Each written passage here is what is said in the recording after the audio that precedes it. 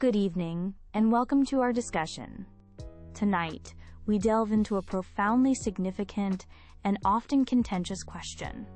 Should the process for obtaining citizenship be simplified? This issue sits at the confluence of powerful currents, compelling economic arguments, deeply felt humanitarian considerations, non-negotiable national security imperatives, and indeed, the very definition and value of citizenship in the 21st century.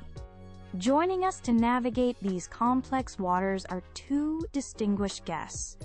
Mr. Matteo Rossi, an experienced immigration lawyer, will argue in favor of streamlining the naturalization pathway, and Ms. Evelyn Hayes, a former senior border security official and current policy analyst, will present the case for maintaining rigorous standards.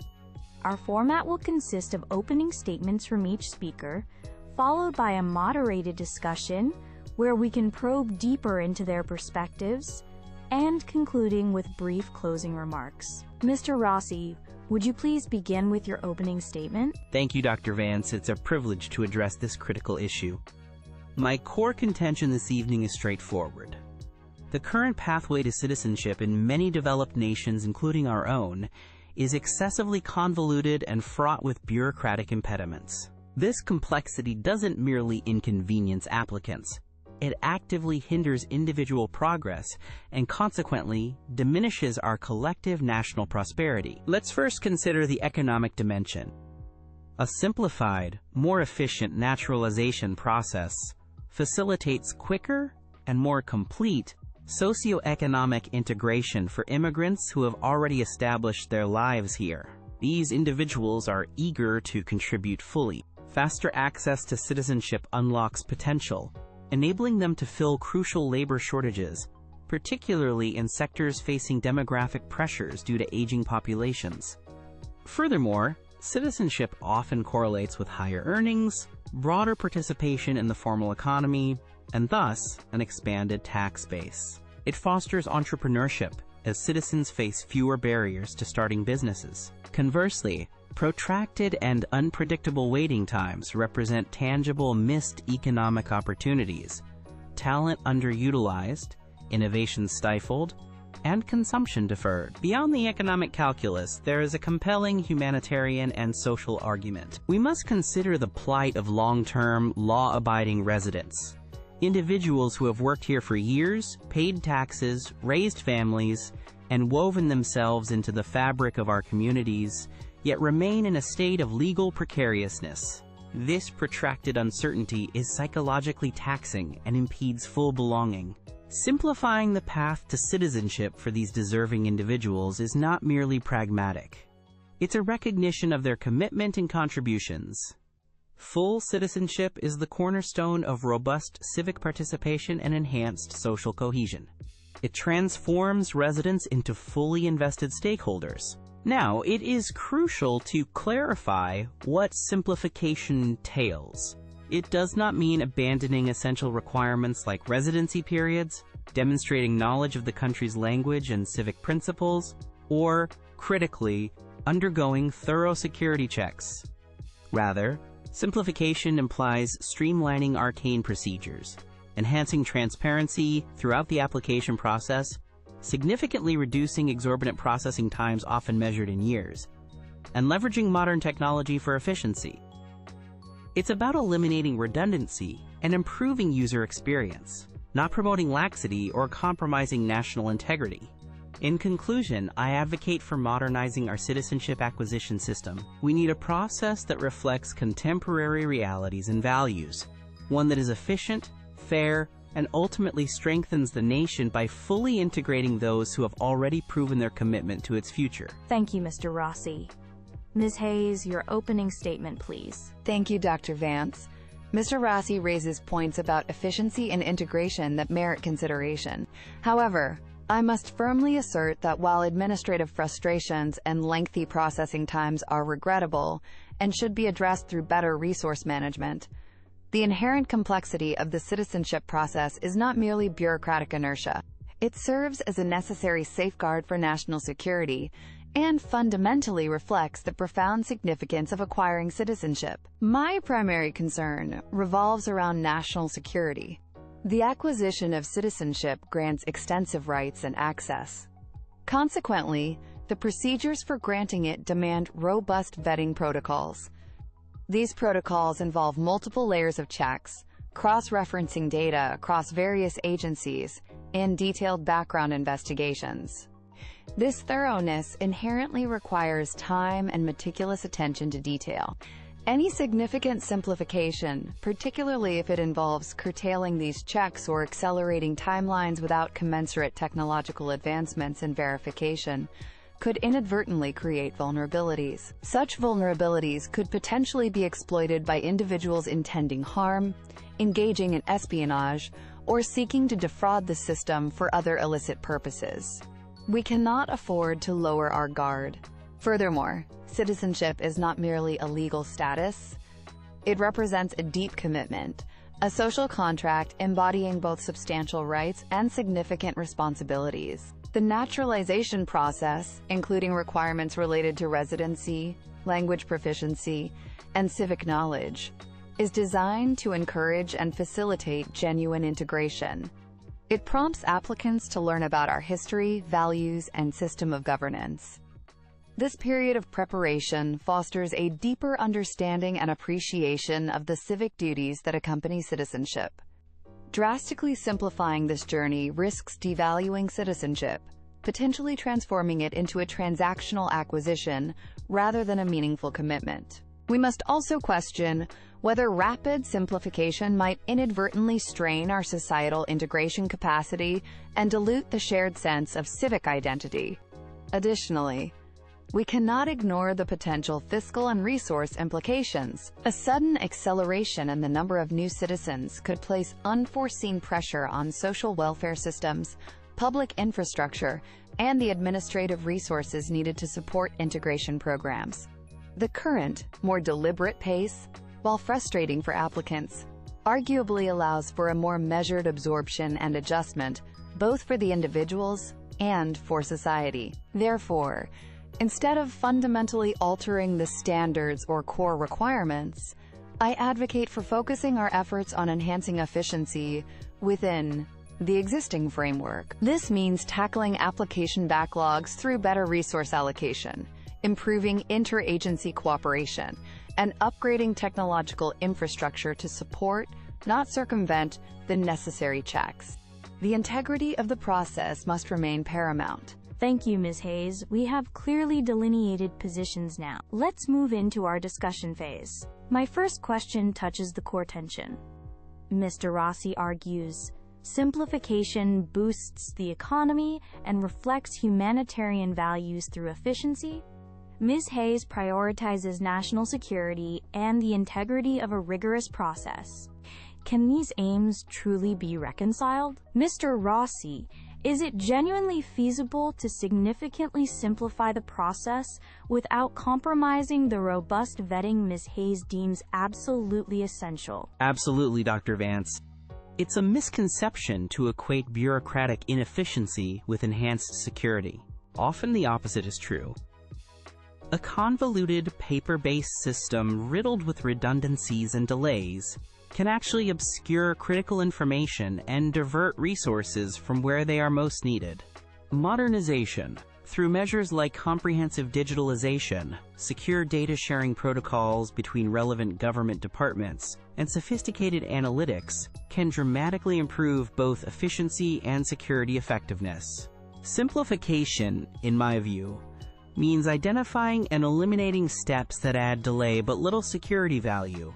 Redundant paperwork, unnecessary interviews for low-risk applicants with long, documented histories, bottlenecks caused by outdated IT systems. Security resources are finite. They are better deployed conducting targeted, intelligence-led investigations and leveraging advanced verification technologies than being diffused across managing archaic bureaucratic hurdles that affect everyone indiscriminately. Efficiency and security are not mutually exclusive. Indeed, a well-designed modern system enhances both. Ms. Hayes, your response? Mr. Rossi paints an optimistic picture of technological solutions, and while I support leveraging technology to improve case management, I remain deeply skeptical that significant simplification can occur without inherently increasing risk. The argument seems to presuppose that we can easily identify which steps are truly redundant from a security perspective. That's a dangerous assumption. Sometimes, seemingly bureaucratic requirements or the sheer time involved in the process allow for discrepancies to surface or for longer-term patterns of behavior to become apparent. Sophisticated fraud, identity manipulation, or concealment of affiliations that pose a security risk often require meticulous, time-consuming investigation to uncover. Rushing the process inevitably curtails the opportunity for such discovery. Furthermore, the complexity itself can act as a deterrent to those who might seek to exploit the system. While I concede that needless bureaucracy should be trimmed, I strongly question the assertion that many current hurdles lack genuine, albeit indirect, security value. Reducing checks or timelines is not a risk I believe we should readily embrace. The stakes are simply too high. Let's delve into specifics then. Mr. Rossi, you mentioned streamlining and leveraging technology. Beyond these general principles, what concrete procedural changes are you advocating for when you speak of simplification? And Ms. Hayes, acknowledging your emphasis on rigorous standards, are there any specific elements within the current system that you would concede are perhaps unduly cumbersome or inefficient, and could potentially be reformed without undermining the core principles you defend? Certainly, Dr. Vance. Concrete examples of simplification could include developing a single, unified digital platform for applicants, replacing disparate paper forms and multiple portals. This system could provide real-time status updates and clear communication channels. Harmonizing documentation requirements across different stages and potentially leveraging data already held by the government, with appropriate consent and security to pre-fill forms, reducing applicant burden and errors. Reevaluating interview protocols. Perhaps waiving interviews for certain categories of long-term, well-documented residents with no security flags, or using secure video conferencing more widely. Considering adjustments to the format or delivery of civic and language tests for specific groups, such as elderly long-term residents, focusing on practical understanding rather than rote memorization, without lowering the standard of knowledge required. These are practical changes aimed at efficiency and accessibility, not weakening fundamental checks. Ms. Hayes? I can concede that the SOMS user experience for applicants could certainly be improved. Implementing better online status trackers, providing clearer, more accessible guidance materials, and enhancing communication channels, as Mr. Rossi suggests, are reasonable goals. Improving interagency data sharing and communication to reduce the burden on applicants to supply the same information multiple times is also a sensible efficiency measure, provided robust data security is maintained. However, these are essentially improvements in administrative efficiency and customer service. They do not touch upon the substantive requirements, minimum residency periods, thorough background and security checks, and demonstration of required knowledge and language proficiency. These core elements, in my view, are non-negotiable pillars ensuring the integrity of the citizenship process. Any simplification that dilutes these substantive requirements would be unacceptable. My final question considers the broader societal impact. We have many long-term residents contributing economically and socially, often navigating this complex process for years. Mr. Rossi, what are the societal costs of maintaining the current level of complexity? And Ms. Hayes, how do these costs weigh against the potential risks you've highlighted in simplification? The societal costs of the status quo are substantial, Dr. Vance. We suffer from significant brain waste, highly skilled immigrants unable to fully utilize their qualifications due to their precarious status or the lengthy wait for citizenship. Prolonged uncertainty discourages long-term investment, both financial and social. People are less likely to buy homes, start businesses, or fully commit to community ties when their future status is perpetually unresolved. This hinders wealth creation and community development, It also dampens civic engagement. Non-citizens have limited political voice, creating a democratic deficit. Furthermore, managing the complex system and its inevitable backlogs incurs significant administrative costs for the government, costs that could be redirected. In essence, excessive complexity hinders our national potential by keeping valuable contributors in limbo. Ms. Hayes? Mr. Rossi eloquently outlines the costs of delay, and I don't dismiss them lightly.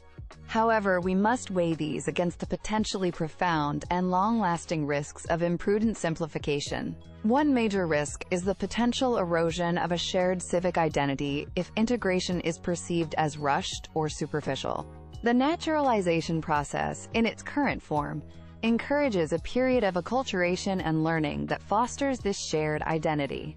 Accelerating this risks creating citizens who may not fully grasp the responsibilities or values underpinning our society, potentially leading to social friction down the line. Secondly, as I stressed, the security vulnerabilities, however small the probability, carry catastrophic potential consequences. We must be risk-averse when national security is concerned. Finally, maintaining public confidence in the immigration and citizenship system is crucial. A process perceived as overly simplified or lax could undermine that confidence, potentially fueling social division. Therefore, I see the current complexity not merely as a cost, but as a necessary, albeit imperfect, investment in national cohesion, long-term security, and public trust. Thank you both. We now turn to closing statements. Mr. Rossi, you have the floor for your concluding remarks. Thank you. Tonight, I have argued that simplifying the citizenship process is not merely desirable.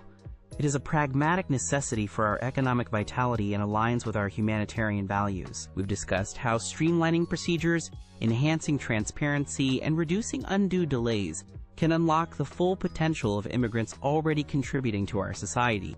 Let me reiterate. The goal is enhanced efficiency and fairness, facilitating the complete integration of deserving, long-term residents. It is about modernizing a system to better serve our national interest. This does not equate to compromising security. Rather, it allows us to focus security resources more effectively.